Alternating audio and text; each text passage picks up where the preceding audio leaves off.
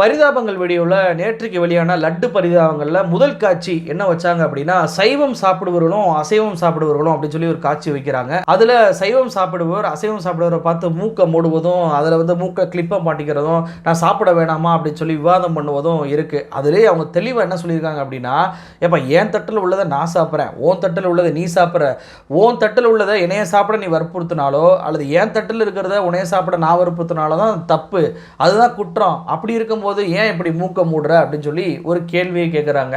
இதில் எந்த தப்புமே இல்லை. ஆனால் பாஜக இதை ஏன் எதிர்க்கிறாங்க, இதை ஏன் அவங்களுக்கு அஃபென்ஸ் ஆகுது அப்படின்னா, நீங்கள் ஒரு விஷயத்தை நல்லா கவனிச்சு பார்த்தா தெரியும். ராமநவமி அப்படின்னு சொல்லி வட இந்தியாவில் கொண்டாட்டம் வரும்போதுலாம் பார்த்தீங்கன்னா கறிக்கடை எல்லாத்தையுமே அடக்கி வச்சுருவாங்க. இவ்வளவு ஏன் தேஜஸ்வி யாதவ் ஒரு மீனை பொறிச்சு மீன் வீடியோ வெளியிடுறாரு. அந்த ஃபோட்டோவை மோடி அவர்கள் எடுத்து தன்னுடைய ஃபேஸ்புக் பக்கத்துலையும் சரி, அதே போல் பிரச்சாரங்களையும் சரி எடுத்துக்காட்டி பாருங்கள் இந்துக்களுடைய மனதை புண்படுத்துகிறாங்க அப்படின்னு சொல்லி பிரச்சாரம் பண்ணதை நம்ம எல்லாரும் பார்த்துருப்போமா இல்லையா? எங்கேயாவது அசைவம் சாப்பிடுவர்கள், ஏன்ப்பா நான் அசைவம் சாப்பிட்றேன், ஏன் முன்னாடி எதுக்குப்பா சைவம் சாப்பிட்றேன் அப்படின்னு சொல்லி யாரையாவது திட்டி நம்ம பார்த்துருக்கோமா? ஆனால் இங்கே மட்டும் நான் சைவம் சாப்பிடும் போது நீ ஏன் அசைவம் சாப்பிட்லாம், நீ ஏன் அசைவம் சாப்பிட்ற கடையை திறக்கிற, நீ ஏன் அசைவம் சாப்பிட்ற ஃபோட்டோ போடுற அப்படின்ற அரசியல் இங்கே பேசப்படுது. அது ஒரு குறிப்பிட்ட கட்சியால் தான் பேசப்படுது. சைவம் சாப்பிடுவர்கள் யாருமே இதை சொல்லுவதில்லை. நீ பாட்டுக்கு சிக்கனை சாப்பிடு, எனக்கு என்ன வந்துச்சு அப்படின்னு சொல்லி தான் அவங்க இருப்பாங்க. ஆனால் இந்த கட்சி அது அரசியலாக மாற்றது தெரியுமா? அதை அம்பலப்படுத்தக்கூடியதாக அந்த வீடியோவில் பேசியிருப்பாங்க. ரெண்டாவது விஷயம் என்ன அப்படின்னா, இந்த லட்டு சாப்பிட்டவர்கள் ஆந்திர முதலமைச்சர் சந்திரபாபு நாயுடு இப்படியான குற்றச்சாட்டை வச்ச உடனே எப்படிப்பட்ட ஃபீலிங் அவங்க உணர்ந்திருக்காங்க அப்படின்றத சொல்லியிருப்பாங்க. குறிப்பாக சொல்லணும்னா, சுதாகர் அவர்கள் திருப்பதி லட்டை எல்லாருக்கும் கொடுப்பாரு, அவரும் சாப்பிடுவார். அப்படி சாப்பிடும்போது டிவியில் இந்த மாதிரி லட்டில் மாட்டு கொழுப்பு இருக்கு அப்படின்னு சொல்லி செய்தி வந்த உடனே அவர் போய் வாமிட் எடுப்பார். இந்த காட்சியில் என்ன அஃபென்ஸ் ஆகுது அப்படின்னு சொல்லி எனக்கு தெரியல. ஏன்னா திருப்பதி லட்டை சாப்பிட்ட ஒட்டுமொத்த இந்துக்களையுமே ஒரு குற்ற உணர்ச்சிக்கு தள்ளியது யாரு? நாயுடு தானே. அப்போ நீங்கள் என்ன பண்ணியிருக்கணும், 1க்கு 2 முறை டெஸ்ட் எடுத்து உண்மையிலேயே அதில் மாட்டுக்கொழுப்பு இருக்கா இல்லையா அப்படின்றத ஆய்வு பண்ணி அதன் பின்பு இந்த விஷயத்தை நீங்கள் வெளியே விட்டுருந்தீங்க அப்படின்னா இந்த குற்ற உணர்ச்சிக்கு அந்த மக்கள் ஆளாயிருக்க மாட்டாங்க. ஆனால் நீங்கள் என்ன பண்ணியிருக்கீங்க, உண்மையிலேயே மாட்டுக்கொழுப்பு இருக்கா இல்லையான்றதை தெரியாமலே வச்சுக்கிட்டு அந்த மக்கள் ஐயோ நம்ம சாப்பிட்டோமே உண்மையிலே கலந்துச்சா இல்லையா அப்படின்னு சொல்லி குற்ற உணர்ச்சிக்கு உள்ளாயிருக்காங்க என்பதை தான் அந்த காட்சியில் போட்டு காமிச்சிருப்பாங்க. இதில் எந்த தப்புமே இல்லை. அடுத்த காட்சியில் அவங்க திருப்பதி தேவஸ்தானம் போர்டையே அம்பலப்படுத்தி இருப்பாங்க. அங்கே கோயிலுக்கு செல்லக்கூடிய பக்தர்களை எல்லாம், நீ நான்வெஜ் சாப்பிட்டு இருக்கியா, நான்வெஜ் கொண்டு வந்திருக்கியா, நான்வெஜ் கொண்டு வந்தால் சாப்பிட்டேன்னா உனக்கு கோயிலுக்குள்ளே இடம் இல்லை அப்படின்னு சொல்லி துரத்தி விடக்கூடிய வேலையில் ஈடுபடுவது நம்ம எல்லோருக்குமே தெரியும். அப்படி துரத்தி விடுற நீ, அதாவது சாமியை பார்க்க வேண்டும் என்று பக்தியோடு வரக்கூடிய பக்தர்களை நீ நான்வெஜ் சாப்பிட்ருக்கியா இல்லையான்னு சொல்லி தீவிரமாக செக் பண்ணுறீங்கல்ல, இதே போல் லட்டுல நான்வெஜ் கலந்துருக்கா இல்லையான்றதை நீங்கள் செக் பண்ணியிருக்கணுமா இல்லையா? நீங்கள் செக் பண்ணாமல் விட்டுட்டு பக்தர்களை மட்டும் ஏங்க செக் பண்ணுறீங்க அப்படின்ற ரீதியில் ஒரு காட்சியை அமைச்சிருக்கிறாங்க. இதில் என்ன தப்பு இருக்குது? எல்லோருமே இன்றைக்கி தேவஸ்தான போர்டை பார்த்து கேள்வி கேட்குறாங்களா இல்லையா? நேற்றைக்கு கூட மடாதிபதிகளும் சில இந்துத்துவ அமைப்புகளும் தேவஸ்தான போர்டுடைய கேட்டுக்கு முன்னாடி நின்று ஆர்ப்பாட்டம் பண்ணாங்களே, அங்கே அதிகாரிகள்லாம் அவங்கள்ட்ட கெஞ்சி கதறினாங்களே, சமாதானம் போவோம், நம்ம நடவடிக்கை எடுப்போம், கவலைப்படாதீங்கன்னு சொல்லி அனுப்புனாங்களே. அப்போ அவர்களுக்கு மட்டும் ஒரு நீதி, இங்கே பரிதாபங்கள் கேட்டால் அவங்களுக்கு ஒரு நீதியா? திருப்பதி லட்டுல நான்வெஜ் இருக்குன்னு சொல்லி பரிதாபங்களா ஒரு விஷயத்தை சொன்னால் அது அஃபென்ஸ். ஆனால் இங்கே சொன்னது யாரு? நாயுடு தானே. அப்போ அவர்கிட்ட கேள்வி கேட்பதை விட்டுட்டு பரிதாபங்கள் சேனலில் போய் என்னை நீ புண்படுத்திட்டேன்னு சொல்லி கமெண்ட் பண்ணுவது நியாயமா? சரி, இதெல்லாம் ஒரு பக்கம் இருக்க, இவர்கள் அஃபெண்ட் ஆனதற்கு மெயினான முக்கியமான காரணம் என்ன தெரியுமா? இந்த காட்சி தான். நாங்களாம் ஏற்கனவே திருப்பதி லட்டு சாப்பிட்றதில்ல, ஏன்னா எல்லாரும் இது பண்றா செய்யறான்றதுனால. அதனால இந்த சரி நம்மளும் சாப்பிட்றதில்ல, அவ்வளவுதான், என்ன பண்றது, பகவான் பார்த்து பண்ண விட்டுறோம்.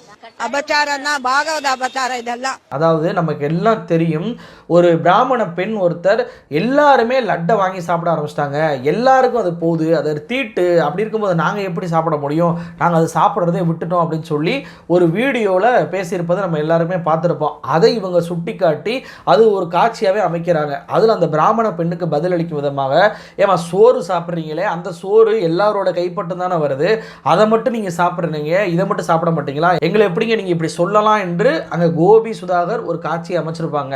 இதில் என்ன தப்பு இருக்குன்னு கேட்குறேன். உண்மையிலேயே இந்துக்களை அவமதித்து விட்டார்கள், இந்துக்களை புண்படுத்தி விட்டார்கள் என்று சொல்லக்கூடிய அத்தனை பாஜகவினருமே அந்த பிராமண பெண் அந்த வீடியோவில் பேசும்போது எங்களை எப்படிங்க நீங்கள் தீட்டுன்னு சொல்லலாம், எங்களை எப்படிங்க நீங்கள் கீழானவன் சொல்லலாம், நாங்கள் சாப்பிட்டா அந்த லட்டை நீங்கள் சாப்பிட மாட்டீங்களா அப்படின்னு சொல்லி அந்த பிராமண பெண்ணுக்கு இந்துக்களை நீங்கள் இழிவுபடுத்திட்டீங்கன்னு சொல்லி கண்டனம் தெரிவிச்சிருக்கணுமா இல்லையா?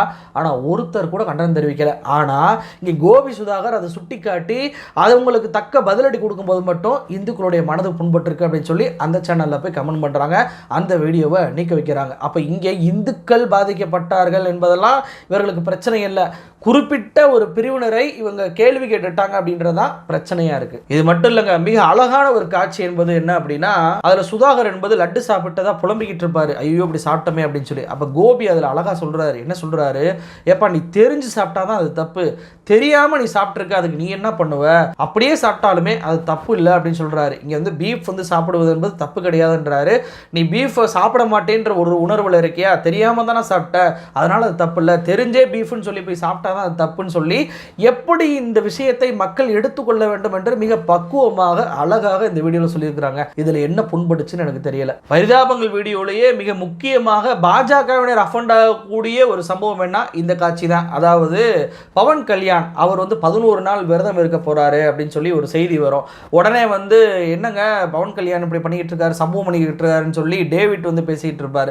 உடனே கோபி வந்து கேட்பாரு, என்னாச்சு என்னப்பா அப்படின்னு சொல்லி கேட்கும்போது, இல்ல பவன் கல்யாண் மிகப்பெரிய சம்பவத்தை பண்ணிட்டு இருக்காருன்னே, ஆஹா அப்ப லட்டுல கலப்படம் பண்ணவங்க கான்ட்ராக்டை ஃபுல்லா கேன்சல் பண்ணிட்டாங்களா, கான்ட்ராக்டை ஃபுல்லா ஜெயில தூக்கி வச்சிட்டாங்களா, நடவடிக்கை எடுத்துட்டாங்களா அப்படின்னு சொல்லி கோபி கேட்க, நடவடிக்கையா அதெல்லாம் கிடையாதுங்க, 11 நாள் தியானம் இருக்க போறாரு, அதன் மூலமா கோயிலை சுத்தப்படுத்த போறாரு அப்படின்னு சொல்லி சொன்னோடனே அப்ப கோபி சொல்லுவாரு, எப்பா இது வரைக்கும் லட்டுல வந்து இப்படி கலப்படம் பண்ணாங்களா இல்லையான்றது டவுட்டாக தான் இருந்துச்சு, ஆனா நீங்க இப்படியெல்லாம் பண்ணிக்கிட்டு இருக்கும் போது தான் எங்களுக்கு சந்தேகமே வருது, உண்மையிலே கலந்தாங்களா இல்லை கலந்த மாதிரி நீங்க நடிக்கிறீங்களா அப்படின்றது அப்படின்னு சொல்லி சுட்டி காட்டி பேசியிருப்பாருங்க.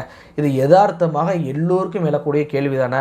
ஆந்திராவிலே மடாதிபதிகள் தேவஸ்தான போர்டை போய் முற்றுகையிட்டதுக்கு காரணம் என்ன, நடவடிக்கை எடுன்னு சொல்றாங்க. தான் லட்டுல இவ்வளோ பெரிய விஷயம் நடந்திருக்கதா சொல்ற, நீயே குஜராத் லேப் ரிப்போர்ட்டையும் காட்டுற, அப்படி என்ன பண்ணியிருக்கணும், அந்த கான்ட்ராக்டரை வந்து உடனடியாக நோட்டீஸ் அனுப்பி அவங்கள வந்து கைது பண்ணியிருக்கணும், அந்த நிறுவனத்தை மூடி இருக்கணும், அல்லது நீயே ஒரு எஃப்ஐஆரை போட்டிருக்கணும், ஒரு கேஸ் போட்டிருக்கணும். ஆனால் இது வரைக்கும் ஆந்திராவில் ஒரு எஃப்ஐஆர் கூட பதிவாகலை, இது பற்றி ஒரு கேஸ் கூட போடலைங்க. இதை நான் சொல்லலை, ஆந்திராவுடைய டிடிபி கட்சியுடைய அபிஷியல் ஸ்போக்ஸ் பர்சனான பி பட்டாபி வயர் ஊடகத்திற்கு சொல்லியிருக்கிறாரு. இப்போ பவன் கல்யாண் பண்ணக்கூடிய இந்த மோடி மஸ்தான் வேலையை தான் சுதாகரும் கோபியும் தட்டி கேட்டுக்கிறாங்க. ஏன்னா மோடியே நீங்கள் எடுத்துட்டா கூட கொரோனால மக்கள் கொத்து கொத்தாக செத்துக்கிட்டு இருக்கிறாங்க, அவங்களுக்கு அடிப்படை வசதிகள் இல்லை, ஆக்சிஜன் இல்லை, மருத்துவமனையில் பெட் இல்லை அப்படின்ற சூழ்நிலையில் எல்லாரும் அதை பற்றி கேள்வி எழுப்பிக்கிட்டு இருக்கும்போது, எல்லாரும் வாங்க 6 மணிக்கு விளக்கேற்றுங்க டிங்கு டிங்குன்னு சொல்லி எல்லாரும் போய் அடிங்க, தெருவில் நின்றுக்கிட்டு சத்தம் போடுங்க, கோ கொரோனா கோ, கோ கொரோனா கோன்னு சொல்லி பாட்டு பாடுங்கன்னு சொல்லி சொன்னவர் தான் இந்த மோடி. அப்போ இங்கே தான் செய்யக்கூடிய தப்பை மக்கள் மன்றத்தில் அம்பலப்பட்டு போயிடக்கூடாது என்பதற்காக தான் கொரோனா நேரத்தில் அப்போ அப்படிலாம் பண்ண சொன்னார் மோடி. அதே பாணியை கையில் எடுத்துக்கிட்டு நீங்கள் நடவடிக்கை எடுப்பீங்க, கைது பண்ணுவீங்க கலப்படம் பண்ணுவவங்க மேலே சொல்லி பார்த்தா, நான் 11 நாள் தியானம் இருக்க போகிறேன், கோயிலை சுத்தம் பண்ண போகிறேன் அப்படின்னு சொன்னால் யாருக்குமே கோவம் வருமா இல்லையா? அதை தாங்க கோபி சுதாகர் கேட்டிருக்காங்க. இதில் என்னங்க புண்பட்டுச்சு, இதில் எந்த மக்களுக்கும் புண்படாது, பாஜகவினருக்கு புண்பட்டுருச்சு. அதனால தான் இன்னைக்கு அவங்களுக்கு ப்ரெஷரை கொடுத்து அந்த வீடியோவை நீக்கி வச்சிருக்கிறாங்க. இந்த வீடியோவில் இறுதி பகுதியில் தான் மிக முக்கியமான ஒரு விஷயத்தை கோபி சுதாகர் சொல்லியிருக்கிறாங்க. அதாவது லட்டு சாப்பிட்டுட்டு இருக்கும்போது இந்த நியூஸ் வருது, இப்போ நியூஸ் வந்துருச்சு, என்ன பண்ணுறது, லட்டை சாப்பிடாம வச்சிடணும், அல்லது ஏற்கனவே நம்ம 1 வருஷத்துக்கு முன்னாடி 2 வருஷத்துக்கு முன்னாடி சாப்பிட்ருக்கோமா, இப்படியான சம்பவம் நடந்திருக்குன்னு சொல்கிறாங்களா, ஏதாவது பண்ண முடியுமா, வாமிட் பண்ண முடியுமா, அல்லது உடம்புல இருந்து நீக்க தான் முடியுமா, ஒன்றும் பண்ண முடியாது. அப்போ என்ன பண்ணலாம், அவங்க வேலையை பார்த்துட்டு போங்க அப்படின்னு சொல்லி கோபி சுதாகர் மிக அழகாக சொல்கிறாங்க. இதுதான் எல்லோரும் பண்ணக்கூடிய ஒரு விஷயம். இது ஒரு விவாதமாக்கி ஒரு பிரச்சனையாக்காதீங்க. உண்மையிலே இப்போ பண்ண வேண்டியது என்ன, யார் வந்து குற்றவாளியோ யார் கலப்படம் பண்ணாங்களோ அவர்கள் மீது நடவடிக்கை எடுக்கணுமே தவிர சாப்பிட்ட யாருமே தங்களை குற்றவாளியாக கருத தேவையில்லை என்பதை தான் மிக அழகாக சொல்லியிருக்கிறாங்க. ஆனால் பாஜக ஏன் இதை எதிர்க்கிறாங்க, இப்படி மக்கள் போயிட்டாங்க அப்படின்னா இதை கலவர செய்தியாக மாற்ற முடியாது. ஏற்கனவே இது கிறிஸ்தவர்களுக்கு எதிராகவும் முஸ்லீம்களுக்கு எதிராகவும் நம்ம பண்ணிக்கிட்டு இருக்கும்போது மக்கள் இதை பற்றி பேசாமல் மாற்றி போயிட்டாங்க அப்படின்னா நம்மளுடைய அரசியல் பாதிக்கப்படும் என்பதனால தான் இப்படிப்பட்ட மிரட்டல்களை அந்த சேனலுக்கு கொடுத்து அந்த வீடியோவை நீக்க வச்சிருக்காங்களா அப்படின்ற சந்தேகம் இன்னைக்கு பொதுமக்களுக்கு எழுந்திருக்கு. ஆக மொத்தத்தில் இப்போ பரிதாபங்கள் சேனலில் என்ன பேசப்பட்டது அப்படின்றத உங்களுக்கு சுட்டி காட்டி அதன் மீது எந்த தவறுமே இல்லை என்பதையும் பற்றியும் நம்ம இப்போ பேசியிருக்கோம். இப்போ நான் சொன்ன எல்லாத்தையுமே நீங்கள் பார்த்தீங்கன்னாவே தெரியும், எந்த இடத்துலையுமே இந்து மதத்தை பற்றியோ திருப்பதி லட்டு குறித்தோ அல்லது திருப்பதி கோயில் குறித்தோ அல்லது திருப்பதியில் இருக்கக்கூடிய சாமி குறித்தோ எந்த ஒரு அஃபென்ஸான விஷயத்தையுமே கிண்டல் பண்ணி ஓபி சுதாகர் வீடியோவில் பேசவே இல்லை.